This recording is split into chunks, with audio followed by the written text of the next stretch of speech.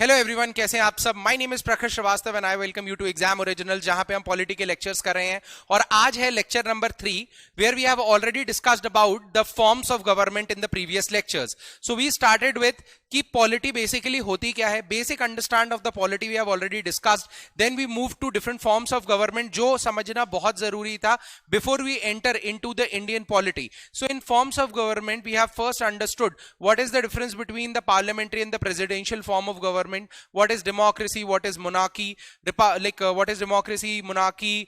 अच्छा, मैंने एक चीज नहीं बताई थी ना तुम लोग को, ओलिगोक्रेसी नहीं बताया था ना।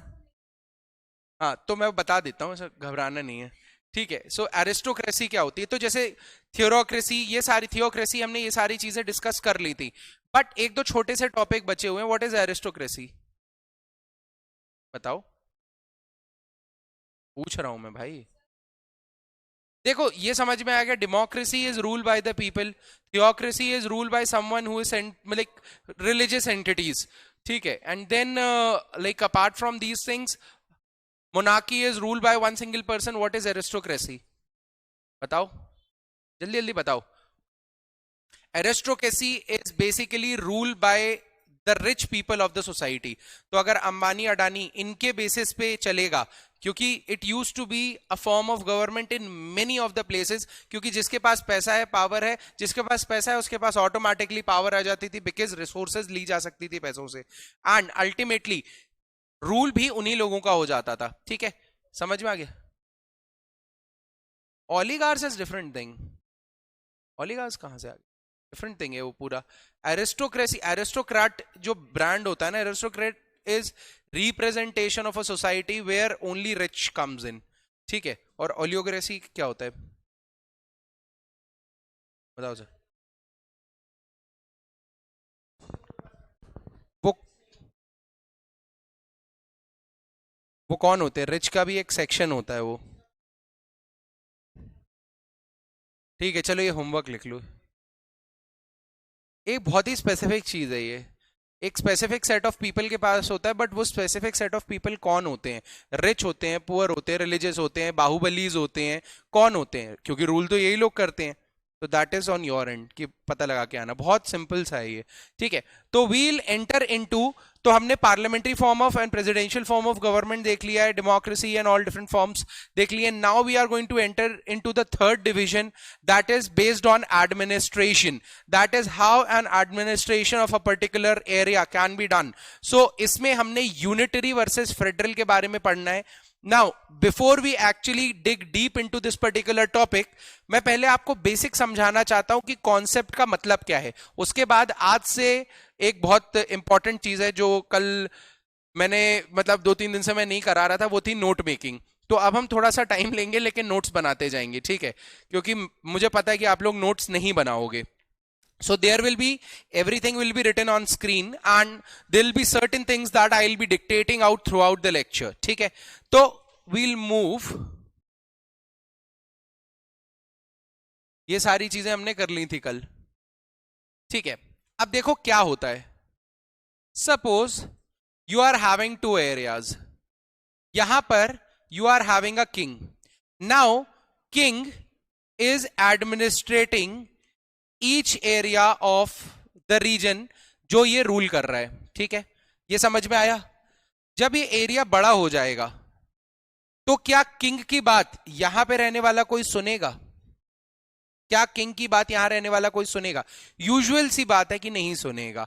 तो किंग को कहीं ना कहीं, किंग को क्या करना पड़ेगा, कहीं ना कहीं इस एरिया में पावर का डिल्यूजन करना पड़ेगा। तो किंग अपना कोई बाशिंदा, या ठीक है, अपना कोई रिप्रेजेंटेटिव इस एरिया में भेजेगा एंड इस एरिया के एडमिनिस्ट्रेशन को लीड करेगा।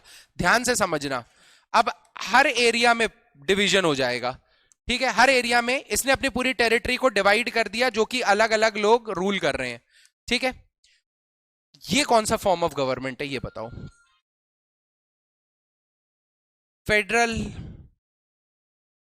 फेडरल है, ये फेडरल नहीं है, ठीक है, समझो, ये फेडरल नहीं है। फेडरल का मतलब क्या होता है, ध्यान से समझो।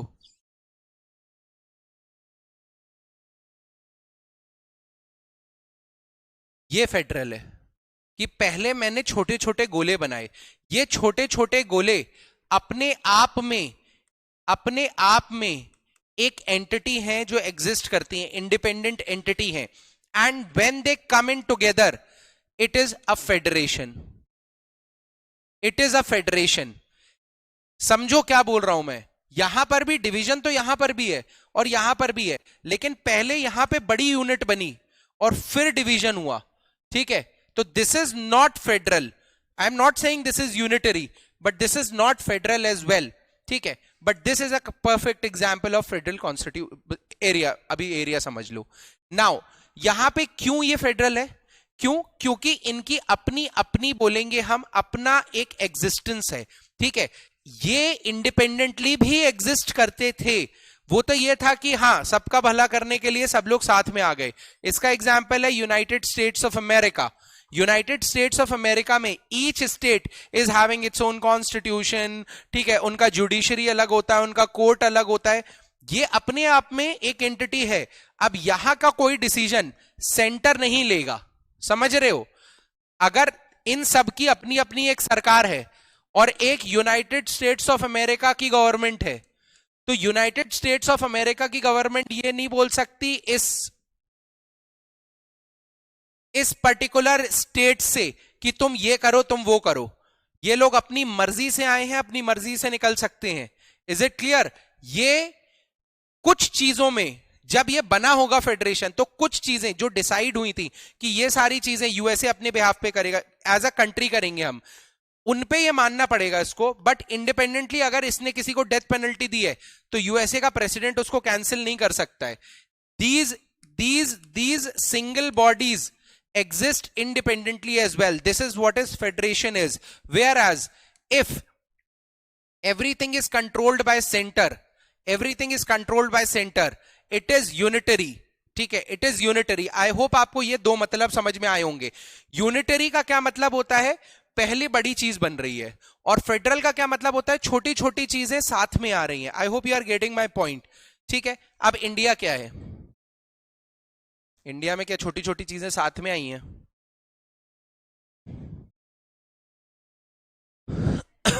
यूनिटरी क्या सब जगह सेंटर का रूल होता है? तो इंडिया ना यूनिटरी है ना फेडरल है। क्यों? समझ में आ गया क्यों नहीं है? फेडरल की कुछ कैरेक्टरिस्टिक्स होती हैं, यूनिटरी की कुछ कैरेक्टरिस्टिक्स होती हैं, ठीक है? तो I will tell you about these characteristics, but एक कॉन्सेप्चुअल लेवल पे आप समझ गए ये गवर्नमेंट कौन सी होती है। यूनिटरी गवर्नमेंट जहां पे सेंट्रल गवर्नमेंट के हाथ में सारी पावर है, सारे रूल्स सेंट्रल गवर्नमेंट बनाती है, सारा एग्जीक्यूशन सेंट्रल गवर्नमेंट करती है across the country. China is the biggest example of this particular thing. Whereas when it comes to the federal form में सेंटर के पास भी पावर है और स्टेट्स के पास भी अपनी कुछ पावर है जो सेंटर चेंज नहीं कर सकता है, ठीक है? So that actually makes a particular area independent of center as well, ठीक है? तो जब भी छोटे छोटे nation comes together like European union, तो ये अपने आप में भी एक एग्जिस्टेंस है इनका। like United States of America is a country, European union is not a country, but European union is a federation.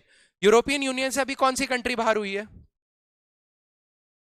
Russia के पहले रशिया था यूरोपियन यूनियन में? ब्रिटेन था उसका एग्जाम्पल। ब्रिटेन के अलावा एक और कंट्री बाहर हुई है, बताना, ठीक है? तो ब्रिटेन भी ले लो for the time being. Britain बाहर हो गया क्योंकि होना चाह रहा था, तो ब्रिटेन अपने आप में एग्जिस्ट करता है। तो Britain was a part of a federation of European, ठीक है, जिसको यूरोपियन यूनियन बोलते थे। तो these are the two forms of government. आप ये समझ गए हो फेडरेशन कहां पे काम करेगा? जहां पे एरिया बड़ा है, ठीक है? लेकिन यूनिटरी के भी अपने फायदे हैं, फेडरेशन के भी अपने फायदे हैं। यूनिटरी का फायदा है कि पूरी कंट्री एक व्यू पॉइंट पे चलती है, एक जैसी चलती है, एवरीवन इज ट्रीटेड इक्वल। तो अगर कोई एरिया बहुत बड़ा है तो उसमें यूनिटरी नहीं लगा सकते हैं प्रैक्टिकली स्पीकिंग, लेकिन लगाना यूनिटरी है तो क्या करेंगे? इंडिया उसी का एक एग्जाम्पल है। India is a very vast country and लगाना चाहिए था इनको यूनिटरी, क्योंकि हम मतलब आप समझ रहे हो, कोई भी स्टेट्स हो कोई भी पर्सन हो, दे आर इक्वल, ठीक है? लेकिन since the area is so vast, the population is so diverse, हमें उसको कहीं ना कहीं फेडरल की तरफ थोड़ा सा लेके जाना पड़ा, ठीक है, that was the view point of constitution makers. So this is the basic theory of unitary versus federal form of government. Now slowly we will see the, you can say the features. और अब यहां से तुम लोग को लिखना शुरू करना है, ठीक है. तो समझ लो पहले फेडरल स्ट्रक्चर की अगर बात की जाए तो there are two levels of government under this structure. It is clearly, every single word is clear to you. In unitary structure, there is only one level of government under this structure. In India lies in which part? For this case, India lies on the left or the right? India lies here. ठीक है, तो India, when it comes to this part, it is federal characteristics. India is having federal characteristic. Second point, in this structure of government, the power is divided between the center and the state. There is no such division of power. The whole power is vested in a single authority, that is center. In this case, where India lies? Left. Federal नहीं है, left और right है आपके लिए. The constitution under this system can only be amended by special procedures. The constitution can be changed by the supreme authority, that is center. बताओ. Right. ठीक है, तो इंडिया यूनिटरी है इस केस में. स्टेट के पास पावर नहीं है कॉन्स्टिट्यूशन चेंज करने की, लेकिन अगर कोई फेडरल है, कोई एरिया फेडरल है, तो उसका से होना चाहिए. आप बस ये समझो, कोई भी चीज अगर फेडरल है तो उसमें दोनों लोगों का से होगा. ठीक है, तो एक marriage is a federal relationship. समझ में आया क्यों? क्योंकि उसमें दो एंटिटी जो इंडिपेंडेंटली एग्जिस्ट करती थी, they come in together and they have their own say as well. ठीक है, यहां तक समझ में आया. अगले पॉइंट्स पे चलते हैं. There is a separate legislature both at the central and the state level. Legislature is law making ability. ठीक है, law making process. तो अब फेडरल कैरेक्टरिस्टिक में चाहे सेंटर हो चाहे स्टेट हो, दोनों अपना अपना लॉ बनाते हैं. Whereas in this case only center makes the law. कहां पे लाई करेगा इंडिया? लेफ्ट और राइट? लेफ्ट में लाई करेगा. Under this system, the judiciary has the power to interfere in the decision of the government. The judiciary may or may not interfere in the decision of the government. India कहां लाई करेगा? Left में. India में judiciary जो है वो interfere कर सकती है लेजिस्लेशन में. अगर कोई आर्टिकल गलत है, ठीक है, तो उसके खिलाफ आप केस मतलब लगा सकते हो. ठीक है, अपार्ट फ्रॉम फंडामेंटल राइट्स हम समझेंगे, बट आपको ये चीज समझ में आई कि yes, this can be done. There are two sets of laws for the citizen under this government structure. The law is uniform for the whole country under this structure of government. कहां पे लाई करेगा India? यहीं लाई करेगा. ये सारी एक ही बातें बोल रहे हैं इतनी देर से. ठीक है. The state government has independent rights and power of its own. The state government does not have such power and rights. नहीं. यहां पे देखो, यहां पर थोड़ा सा दिक्कत है. समझो कि the state government has independent rights and power of its own. बिल्कुल सही बात है, लेकिन जब इमरजेंसी लगेगी तो इंडिया यूनिटरी बन जाता है. तो India is not completely federal. We are saying most of the things are federal in nature, but most of the things are federal in nature. अभी हमने लिखा नहीं है, बहुत सारे स्लाइड्स नहीं थी, क्योंकि लाइट नहीं थी तो हम स्लाइड्स इंक्लूड नहीं कर पाए, वाईफाई नहीं था, तो सो दैट इज वाई ये स्लाइड आपको मिल जाएगी. बट इसके बाद भी बहुत सारी चीजें थी. अगर मैं बोलूं इन federal the judiciary is different on different levels, और in unitary structure there is one single unified judiciary. तो इंडिया कहां लाए करेगा? सिंगल यूनिफाइड जुडिशरी में. हमारे यहां एक ही system of judiciary, supreme court, then high courts, then district courts and the other courts. Is it clear to all of you? तो यहां तक आपको सारी चीजें समझ में आ गई. तो अब मैं अगर आपसे एक सिंपल वे में पूछूं, अगर मैं सिटीजनशिप की बात करूं, तो फेडरल में दोनों जगह की अलग अलग सिटीजनशिप होती है. First you are part of XYZ and then you are part of a whole nation as well. Whereas in India, in unitary structure, you have just one single, you can say the citizenship or identity. तो यहां पर India कहां लाई करेगा? Unitary में कि federal में? Unitary में. Federal में तो दो सिटीजनशिप होती है ना. हमारे पास क्या मध्य प्रदेश की सिटीजनशिप है? नहीं है, हमारे पास सिर्फ इंडिया की सिटीजनशिप है. तो फेडरेशन, तो कई मायने में इंडिया यूनिटरी है, कई मायने में इंडिया फेडरल है. Is it clear to all of you? Now अगर मैं बोलूं इन दोनों फॉर्म्स में से कौन सा फॉर्म है, तो क्या आप बता पाओगे? देखा जाए तो एक अप्रोच मैं बताता हूं आपको मेंस के आंसर के लिए भी, वो ये अप्रोच है। कोई भी चीज आए ना इंडिया के बारे में, तो always try to hit on this part की India is made up of diversity, and diversity के कारण बहुत सारे व्यू पॉइंट्स के डिफरेंस होते हैं, and comparatively we are new democracy. तो जो बाकी लोगों ने बेवकूफी की है वो हमने सीख ली है। ठीक है, तो the nations which are completely federal, वो भी गड़बड़ थे। The nations which are completely unitary, they are also not doing very good. So we always choose the middle path. हर चीज में आप देखोगे ना, ज्यादातर अगर हम कॉन्स्टिट्यूशन की बात करें, तो हमने किसी एक कंट्री से कॉन्स्टिट्यूशन नहीं लिया, हर कंट्री का बेस्ट बेस्ट पार्ट लिया, and then we made our own constitution which became the lengthiest constitution of the world. ठीक है, एंड अपार्ट फ्रॉम दैट अगर यूनिटरी और फेडरल की भी बात की जाए, तो it is somewhere in between, somewhere in between, that is it took फायदे of both the forms of government. ठीक है, तो इंडिया को क्या बोला जा, अरे तुम लोग लिख नहीं रहे हो ना, लिखो पहले ये लिखो। So all the people out there, देखो अगर आपने अभी नोट्स बना लिए तो बन जाएंगे, अगर नहीं बनाए तो नहीं ही बन पाएंगे।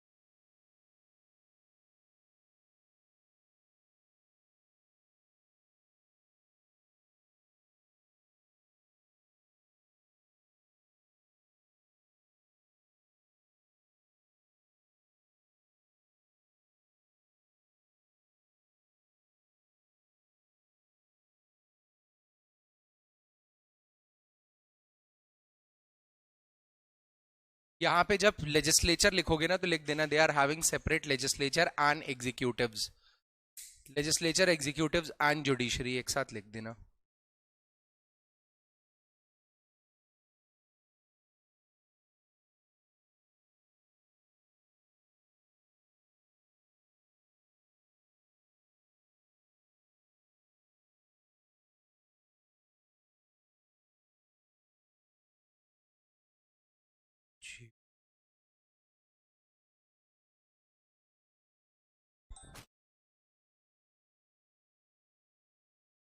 हेलो।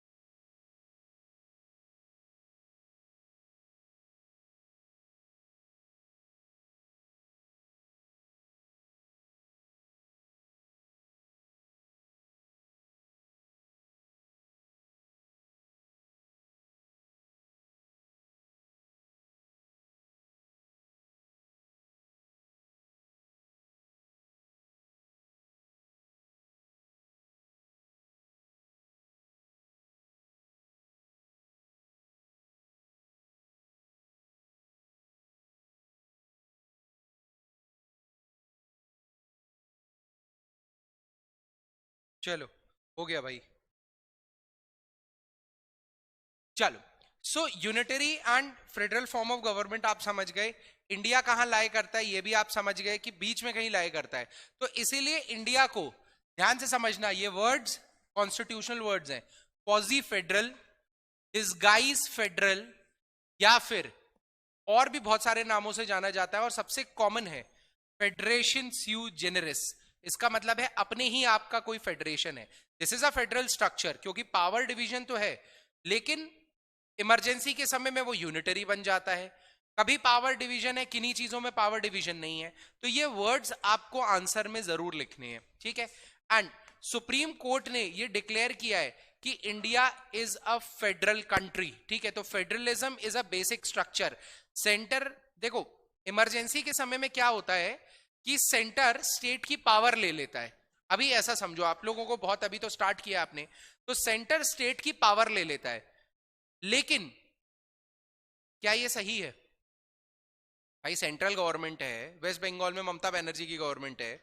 अगर मोदी जी ने ममता बनर्जी की गवर्नमेंट की पावर ले ली, तो कहीं ना कहीं ये तो गलत है ना, क्योंकि वहां के लोगों ने तो ममता बनर्जी की सरकार को चुना था। लेकिन बीजेपी क्यों रूल कर रही है? That is not right from the perspective of democracy. So that is why India में हर स्टेट का अपना एक से होता है, ठीक है। And that is why India is a federation but with a unitary bias, ठीक है। सो सुप्रीम, और कहां पे डिक्लेयर किया है? केशव नंद भारती केस 1973 में। ये केस इंपॉर्टेंट है, बहुत इंपॉर्टेंट केस है। ये बोला गया था कि इंडिया फेडरल कंट्री है या फेडरेशन है, it's not a unitary structure. तो आप पावर्स नहीं ले सकते किसी भी स्टेट की, ठीक है। अब फेडरल कैरेक्टरिस्टिक्स क्या है इंडिया में? ऐसा क्या है कि इंडिया को फेडरल बोला जाए? या बोलते हैं ना कि इंडिया आपको, अब ये क्वेश्चन लिखो, ये आपका क्वेश्चन के फॉर्म में है, आपको 5 नंबर का डायरेक्टली क्वेश्चन ही आ जाएगा। What are the Indian characteristics और what are the federal characteristics of India, ठीक है। What are the federal characteristics of India? तो पहली चीज, डिवीजन ऑफ पावर। अब देखो, हवा में बात नहीं करनी है हमें, ठीक है। हवा में बात नहीं करनी, आप लोग लिखते जाओ और सुनते जाओ, कान भी खोले रखो। तो मैं बोल रहा हूं इंडिया में स्टेट और सेंटर और स्टेट्स डिवाइडेड है। क्या ये मतलब क्या ये स्टेटमेंट गलत है? नहीं है। लेकिन क्या ये स्टेटमेंट लिखने वाला है मेंस में? सर ये भी नहीं है। Just a second. Hello, hello, हाँ जी बताइए। हाँ हाँ, कहाँ हो आप?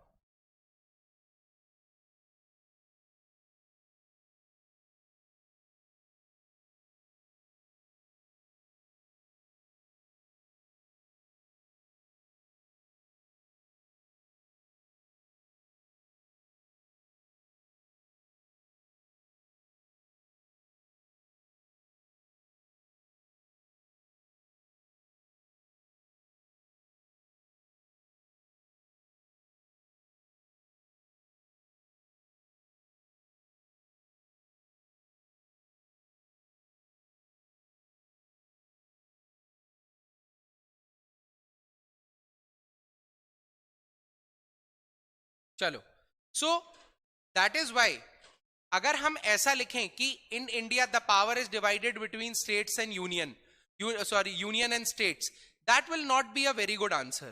Frankly speaking, I will not give even a half marks on it. क्योंकि आपने कॉन्सेप्ट तो सही पकड़ा है कि फेडरल कैरेक्टरिस्टिक है ये, बट विथ आर्टिकल या with facts you have to put forward your words. तो इंडिया में स्केड्यूल 7 पे आप जाओगे। अच्छा, स्केड्यूल होता है कि शेड्यूल होता है?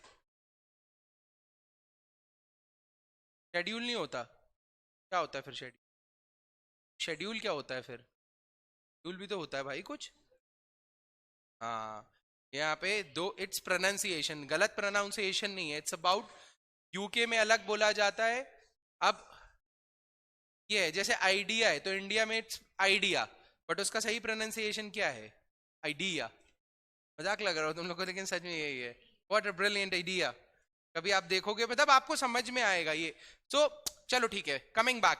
तो स्केड्यूल 7 में, इंडियन कॉन्स्टिट्यूशन के स्केड्यूल 7 में उन्होंने प्रॉपर डिवीजन किया है कि किन चीजों पे सेंटर रूल बनाएगा, किन चीजों पे स्टेट रूल बनाएगी, किन चीजों पे सेंटर और स्टेट मिलके रूल बना सकते हैं, और कोई नई चीज आई तो उस पे कौन रूल बनाएगा, ठीक है। तो schedule 7 clearly demarcates the union list, the state list, the concurrent list and the residuary list. ठीक है, तो this is a federal feature ना, कि दोनों को अपनी अपनी पावर्स मिल गई. This is a federal feature. Second, federal feature में, फेडरल फीचर क्या है? एक तरीके से एक कॉन्ट्रैक्ट है.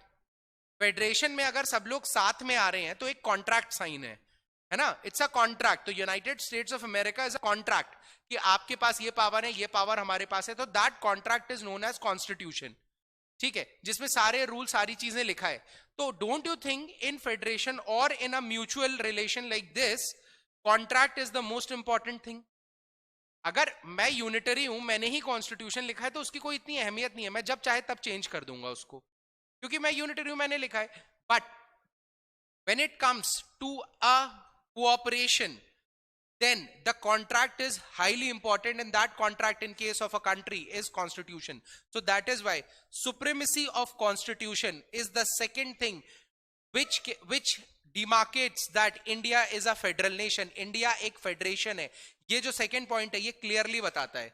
इसके बाद जब भी ऐसा कोई ऐसी चीजें होती हैं, जब भी कोई कॉन्ट्रैक्ट होता है, तो वो प्रॉपरली रिटन होता है, प्रॉपरली फ्रेम्ड होता है. So that is why constitution, Indian constitution is a written constitution. Okay, and hence India is a federation in nature.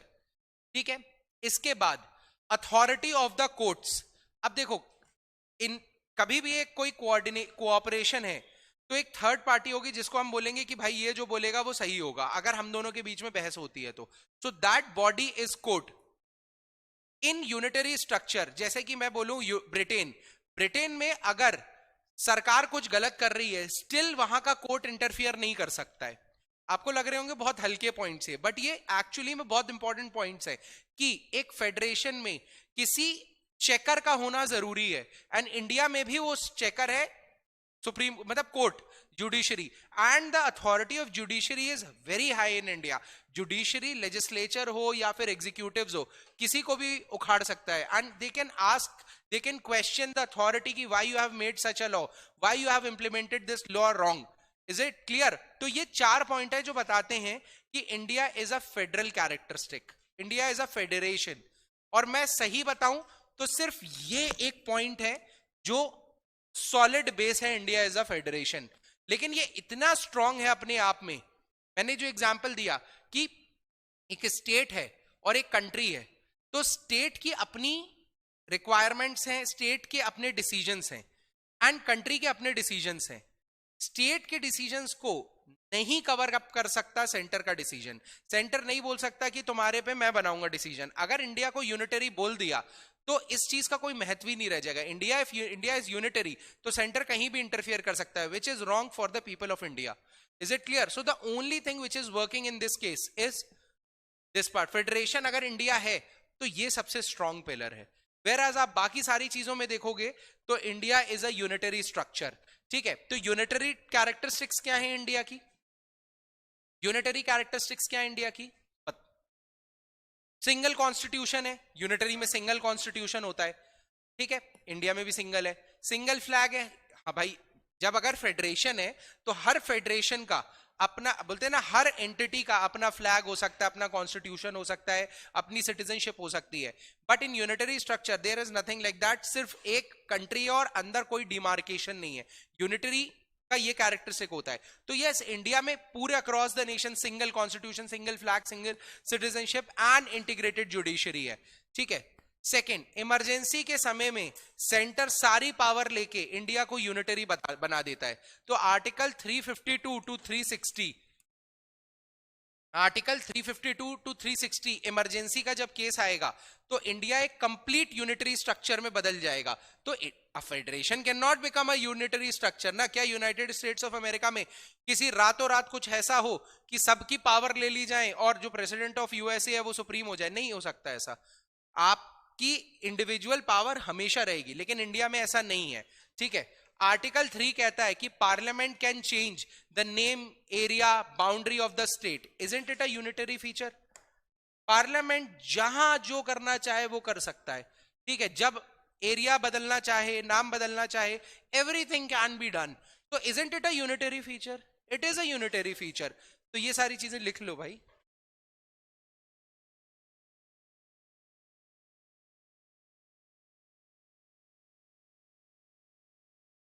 कौन सर? सर वो नेट नहीं चल रहा है।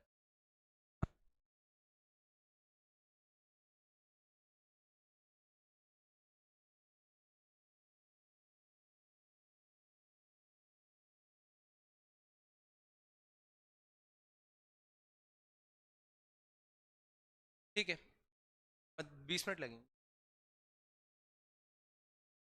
टाइम बचा है। जल्दी जल्दी करो भाई, ये तो खत्म करा लें दो मुझे।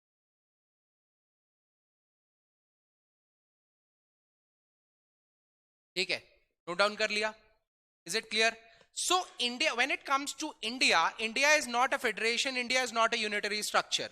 ठीक है, बट इंडिया में फेडरेशन को हम ज्यादा योगदान बोलते हैं, या इंडिया को हम फेडरल कैरेक्टरिस्टिक, सुप्रीम कोर्ट ने भी बोली है केशव नंद भारती केस में। उसका इकलौता रीजन यही है कि अगर इंडिया को हमने पूरी तरीके से यूनिटरी बोल दिया तो कहीं ना कहीं सेंटर स्टेट की पावर को विड्रॉ कर सकता है, and that is the sole reason. अगर ममता बनर्जी वेस्ट बंगाल में है तो there is a reason Mamata Banerjee West Bengal में, वहां के लोगों ने उसको चुना है।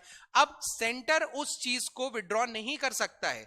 I hope you are getting my point. So the only very strong, बोलते हैं ना, very strong point which is supporting federation is this, that is the demarcation of the union list, state list, concurrent list and the residuary list. But when it comes to the unitary characteristics, there are an number of points which we can state कि इसकी वजह से भी unitary कह सकते हो। Emergency के समय में सेंटर सारी पावर लेके इंडिया को यूनिटरी बना सकता है, that is again article 3 states that parliament can change the name, area और बाउंड्री ऑफ एनी स्टेट, ठीक है, for the international treaty as well. तो ये सारी चीजें क्या शो करती हैं कि इंडिया में पावर सेंटर के पास है। ठीक है, चलो अब India is not a federation, India is not a unitary structure. So it is a federation according to the court because of certain reasons. But the scholars have devised India as India is a federal polity with strong unitary bias. Very strong unitary bias. And how we can say that? There are few points.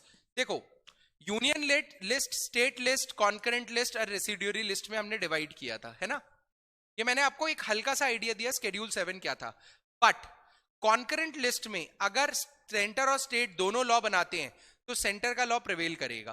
तो this is something that it is getting bias towards the centre. Residuary list में centre के पास power है। Is it clear? So don't you think this particular thing that is the union list, state list, concurrent list and residuary list, इसको आपने divide करके तो federal characteristic बताई है लोगों को, लेकिन इनमें अपने आप में कहीं ना कहीं डिस्पैरिटी है। हर लिस्ट की पावर नहीं दी गई। In fact in state list during emergency आप law can be made by the centre. Second very important point is that union list में आप the list is very long as compare to the state list. ठीक है, and we have seen in 1976 as well कि कुछ topic state list से निकाल के concurrent list में डाल दिए गए थे ताकि स्टेट भी उस पर लॉ बना सके। So all these things clearly tells us कि India is biased towards the central administration, but yes, they cannot take the complete power of the states. ठीक है, second point, ये मैंने explain कर दिया। first point is explain, second point is residuary power, मतलब कि कोई नया residuary क्या होता है? जैसे मान लो कुछ टॉपिक्स पे सेंटर लॉ बनाएगा, दैट इज जो भी यूनियन लिस्ट के अंदर लिखे हुए हैं उस पर सेंटर लॉ बनाएगा, जो स्टेट लिस्ट के अंदर रखे हैं उस पर स्टेट गवर्नमेंट लॉ बनाएगी, जो कॉन्करेंट है उस पर दोनों लॉ बनाएंगे। बट अगर दोनों ने लॉ बना दिया तो सेंटर का प्रिवेल करेगा। बट रेसिड्यूरी लिस्ट ऐसे टॉपिक्स होते हैं जो इन तीनों लिस्ट में नहीं है, ऑल टुगेदर कोई नया टॉपिक आ गया, then who will make the law? तो सेंटर बनाएगा, क्योंकि सेंटर इतना बड़ा रिस्क ले ही नहीं सकता कि हमने कोई नई चीज स्टेट के हाथ में दे दी है। ठीक है, इज इट क्लियर? तो रेसिड्यूरी लिस्ट की जो पावर है वो सेंटर के हाथ में, it clearly shows that it is a unitary bias. Union can even interfere in the state list matter under article 249। ठीक है, अब देखो क्या होता है, अगर मतलब ये समझो कि दो स्टेट्स हैं, अब दो स्टेट्स अगर इनमें डिस्प्यूट हो रहा है, ठीक है, पर्टिकुलर किसी एक पर्टिकुलर डिसीजन लॉ को लेके, ठीक है, और ये दो स्टेट्स चाहें तो ये राज्यसभा के पास तो जा ही सकती है, still Rajya Sabha can make laws on the state list subject. तो अब ये समझो राज्यसभा क्या है? Rajya Sabha is part of parliament. Parliament is nothing but central government, under it is under the central government administration, और you can say administration meaning legislation. ठीक है, तो जो लॉ मेकिंग बॉडी है पार्लियामेंट, ठीक है, उसका एक पार्ट है राज्यसभा, द अपर हाउस, वो स्टेट लिस्ट पे बना सकता है लॉज। अब सेंटर स्टेट के सब्जेक्ट पे लॉ बना रहा है, पहले तो सेंटर प्रिवेल भी करता है, ठीक है, फिर सेंटर रेसिड्यूरी में भी आ गया है, सेंटर के पास सब्जेक्ट्स भी आ गए हैं, और जब गड़बड़ हो तो सेंटर स्टेट में भी घुस जाता है. So this is clear indication कि कहीं ना कहीं India is biased towards the unitary structure. ठीक है, article 253 clearly states that centre can make laws on the state list subject to give effect to the international treaty. अब भाई international करना हो, नेशनल करना हो, क्या यूएसए में ऐसा होता है या कोई और फेडरेशन में ऐसा हो सकता है कि एक काम, अब European union is a federation, ठीक है, अब यूएसए अलग टाइप का फेडरेशन है, European union is a different type of federation.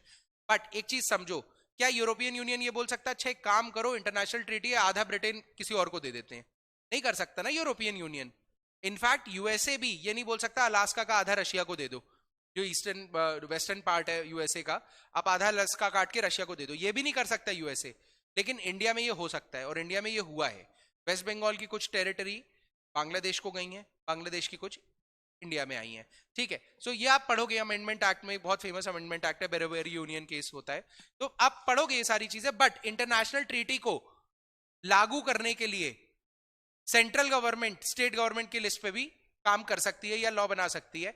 So that is under article 253. तो अभी तक क्लियर हो गया यूनिटरी क्या होता है, फेडरल क्या होता है, इंडिया की फेडरल कैरेक्टरिस्टिक्स क्या है, यूनिटरी कैरेक्टरिस्टिक्स क्या है, और why India is called as federation with a strong like unitary bias.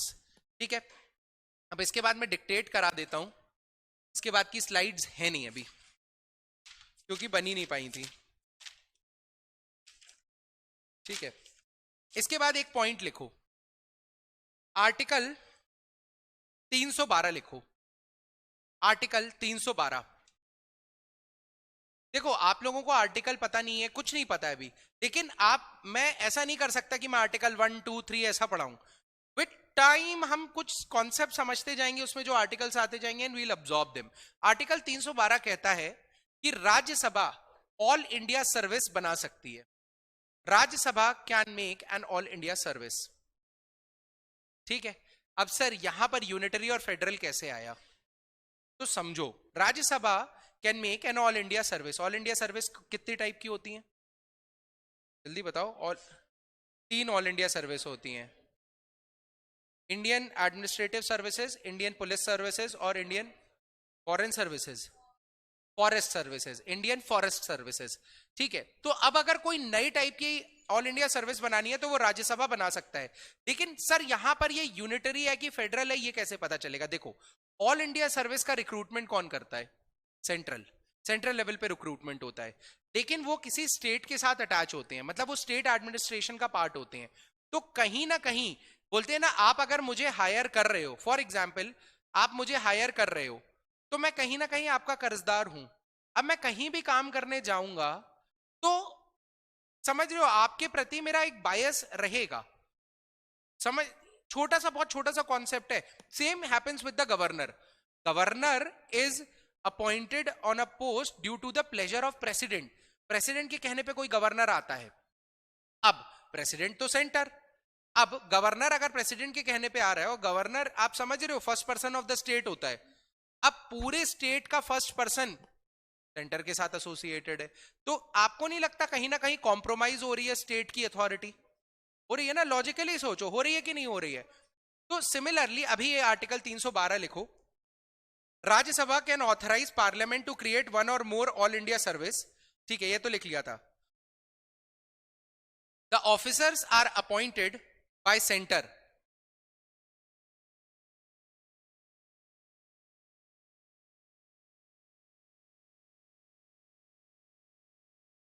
But comes under the management of state administration.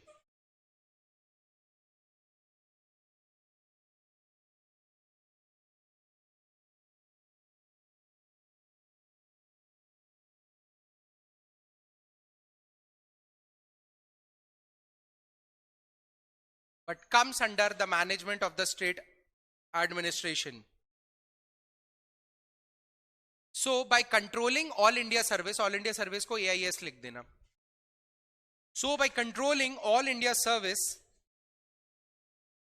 center can influence state's administration.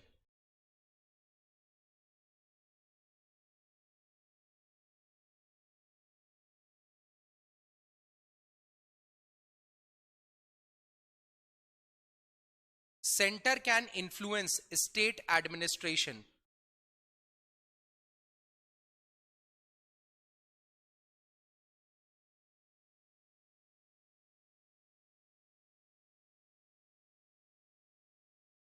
अगला पॉइंट लिखो. India is having a single unified judicial system. ऐसा नहीं है कि हमारे यहाँ high court of Haryana जो है वो ओवर पावर कर जाएगा सुप्रीम कोर्ट को. ऐसा नहीं होता है. Single unified judicial system with Supreme Court of India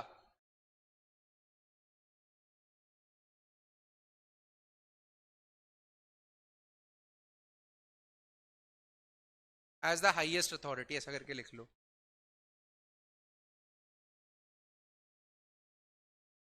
एक लिखो आर्टिकल 155. ये बहुत इंपॉर्टेंट है. Article 155. Governor is appointed by the president.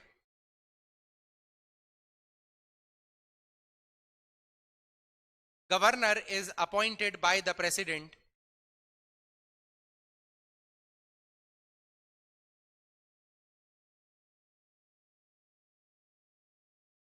Governor is appointed by the president who holds the office in pleasure of president. Pleasure of president को inverted commas में लिखना. Pleasure of who holds the office in the pleasure of president, and hence center can use governor. और ऐसा लिखो, center can use position of governor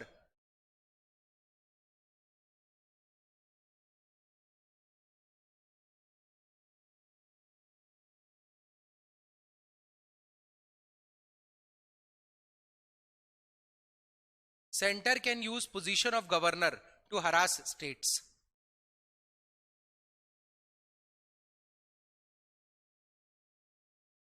यहां पे ये point लिखा है ना रेसिड्यूरी वाला, वहां पे आर्टिकल 248 लिख देना.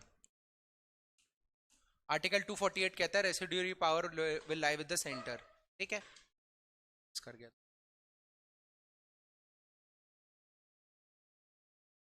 अच्छा, एक और पॉइंट लिखो. वैसे तो बहुत लिख लिया है, डेट भी हो ही रहा है. एक लिखो, समझो कि कैग कैग कौन होता है, क्या काम होता है उसका.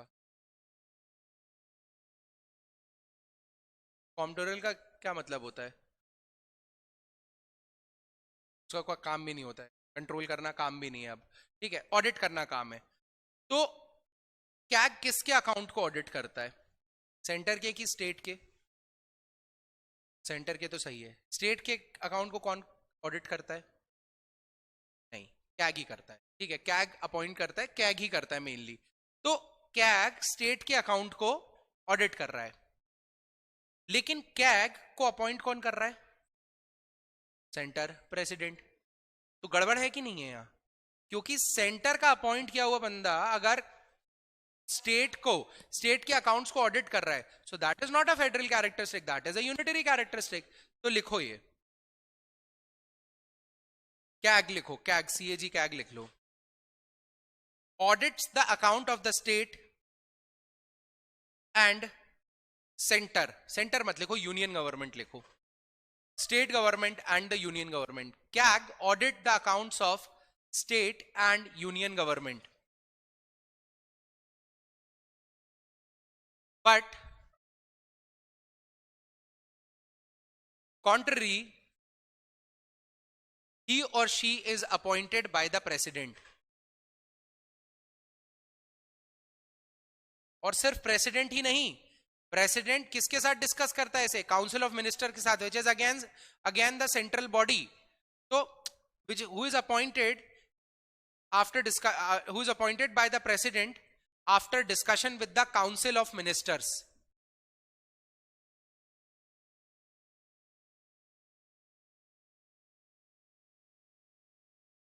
And this lead to confrontation मत लिखो यार, देखो कभी भी पता है तुम्हारी, अगर तुम्हें अगर आता भी हो ना कोई इंग्लिश का वर्ड, तो मत लिखना, ये try to use the simple language in answers, क्योंकि आपको वहां वोकैब नहीं झाड़नी है, आपको सिंपल यूज करना है, ठीक है? तो ऐसा लिखो, क्या लिखा है अभी बताओ।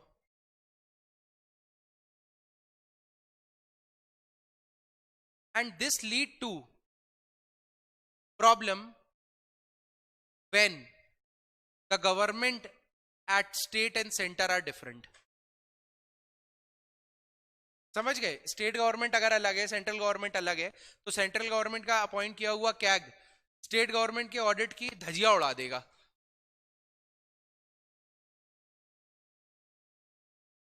और लास्ट पॉइंट लिखो कि जब फेडरेशन होता है, तो फेडरेशन में अगर अपन पांचों फेडरेशन में आ रहे हैं, तो क्या तुम चाहोगे कि तुम हम चारों से कम रहो? नहीं चाहोगे, तुम्हें भी चाहिए कि भाई मुझे भी सही मिले, मुझे भी सही मिले।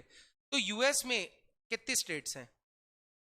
50 है कि 51 है, ये खुद भी नहीं याद आ रहा।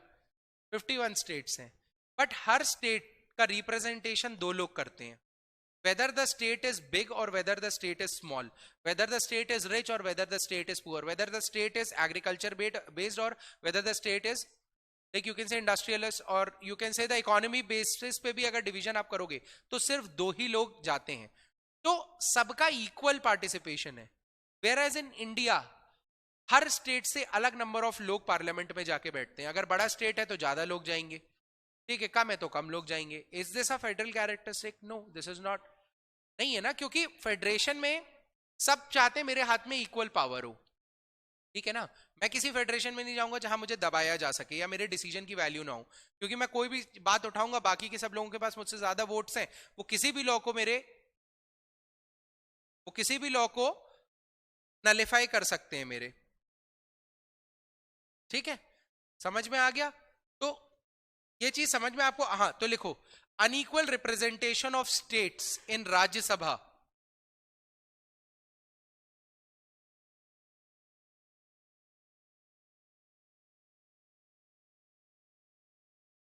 unequal representation of states in Rajya Sabha, and above that 12 nomination by president। अच्छा, जो आपके पार्लियामेंट होती है ना, राज्यसभा होती है, राज्यसभा कैसे भरी जाती है बताओ जरा, ये तो मैं ऑलरेडी आपको बता चुका।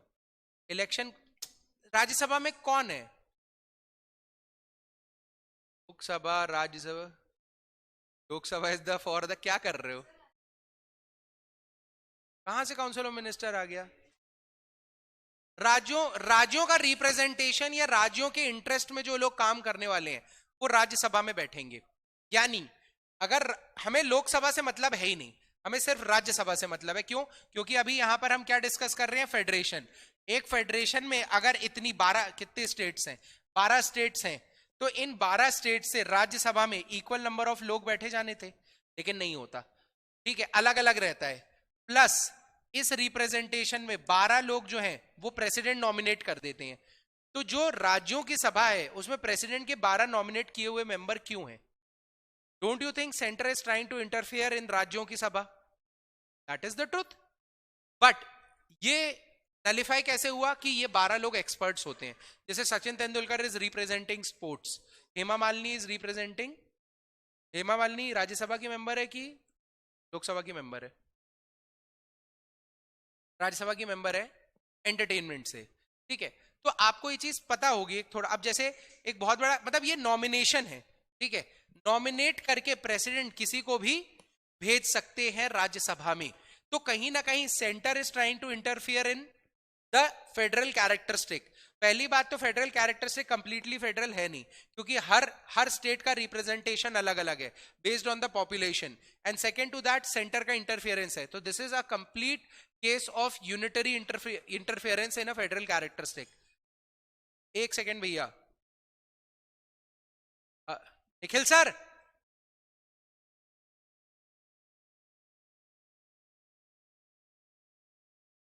हाँ ठीक है, यहां तक समझ में आया? तो on account of all the discussions we have till now, can you say that India is a federation but with a very very very strong unitary bias, and that is why India is known as a federation sui generis? Clear? कोई दिक्कत? चलो, तो on this note we'll end today's lecture. काफी ज्यादा लिख लिया आज तुम लोग ने, कल से थोड़ा स्पीड बढ़ाओ और नोट्स अच्छे बनाओ, क्योंकि मेरा पर्सनल ओपिनियन है नोट्स अच्छे रहते हैं ना तो पढ़ने में मजा आता है, रिवाइज करने में मजा। तुम्हें हंसी बहुत आती है ना, तो हंसी रहती है यार ये। नहीं, तो स्टिल थिंग इज, अच्छी बात है यार हंसना।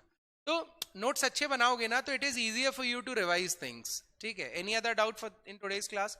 Unitary and federal structure complete हो गया, प्रॉपर नोट्स मिल गए, 5-5 नंबर के जो क्वेश्चन फॉर्म हो सकते हैं वो भी हमने देख लिए। इससे प्रीलिम्स में सवाल नहीं आएगा। अभी तक हमने जितना भी पढ़ा है वो सब कंसेप्चुअल लेवल पे, उससे प्रीलिम्स में सवाल आ ही नहीं सकता, आता ही नहीं है। ठीक है, बाकी कल से हम शुरू करेंगे कोर पॉलिटी। तो कोर पॉलिटी स्टार्ट होती है कॉन्स्टिट्यूशन क्या होता है, कॉन्स्टिट्यूशन कैसे बना, लेकिन मुझे मजा नहीं आता। ठीक है, तो मैं वो सब नहीं पढ़ाऊंगा अभी, मैं सिंपल पढ़ाऊंगा। We'll start with fundamental rights, fundamental duties and DPSP, because that is the most important part of your syllabus and it is quite entertaining as well. ठीक है, thank you and all the best, bye bye.